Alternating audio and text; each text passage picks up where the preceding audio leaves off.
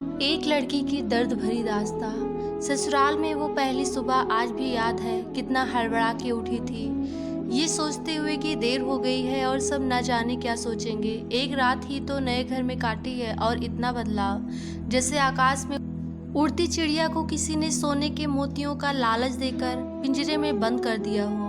शुरू के कुछ दिन तो यूं ही गुजर गए। हम घूमने बाहर चले गए। जब वापस आए तो सासू माँ की आंखों में खुशी तो थी, लेकिन बस अपने बेटे के लिए ही दिखी। मैंने सोचा शायद नया नया रिश्ता है, एक दूसरे को समझते देर लगेगी, लेकिन समय ने जल्द ही एहसास करा दिया कि मैं यहाँ बहू हूँ, जैसा चाहूँ वैसे नहीं रह सकती। कुछ कायदा मर्यादा है जिनका पालन मुझे करना होगा। धीरे धीरे बात करना, धीरे से हंसना, सबके खाने के बाद खाना, ये सब आदतें जैसे अपने आप ही आ गई। घर में माँ से कभी कभी ही बात होती थी। धीरे धीरे पीहर की याद सताने लगी। ससुराल में पूछा तो कहा गया अभी नहीं। कुछ दिन बाद जिस पति ने कुछ दिन पहले ही मेरे माता पिता से ये कहा था कि पास ही तो है, कभी भी आ जाएगी, उनके भी सुर बदले हुए थे। अब धीरे धीरे समझ आ रहा था कि शादी कोई खेल नहीं, इसमें सिर्फ घर नहीं बदलता बल्कि आपका पूरा जीवन ही बदल जाता है। आप कभी भी उठ के अपने पीहर नहीं जा सकते, यहाँ तक कि कभी याद आए तो आपके पीहर वाले भी बिन पूछे नहीं आ सकते। पीहर का वो अल्हड़पन, वो बेबाक हंसना, वो झूठे मुंह रसोई में कुछ भी ले लेना, जब मन किसी को भी डांट लगा देना, मम्मी को चिल्ला देना, छोटी मोटी गलतियां करने पर भी अपनी बात को ऊपर रखना, जब मन चाहे तब उठना, सोना नहाना, सब बस अब यादें ही रह जाती हैं। अब मुझे समझ आने लगा था कि क्यों विदाई के समय सब मुझे गले लगाकर रो रहे थे।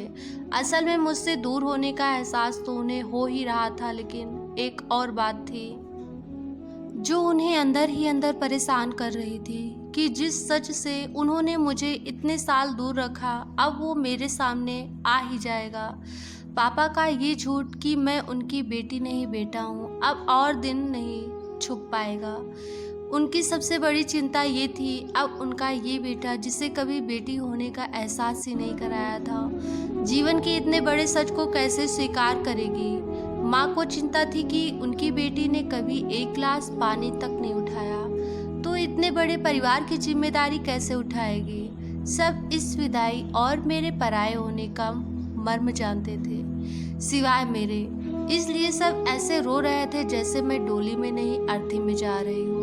आज मुझे समझ आया कि उनका रोना गलत नहीं था। हमारे समाज का नियम ही यही है, एक बार बेटी डोली में विदा हुई तो फिर वो बस मेहमान ही होती है घर की। फिर कोई चाहे कितना ही क्यों ना कहे कि ये घर आज भी उसका है, बस नाम का ही रहता है। सच तो ये है कि अब वो कभी भी यूं ही अपने उस घर जिसे मायका कहते हैं नहीं आ सकती।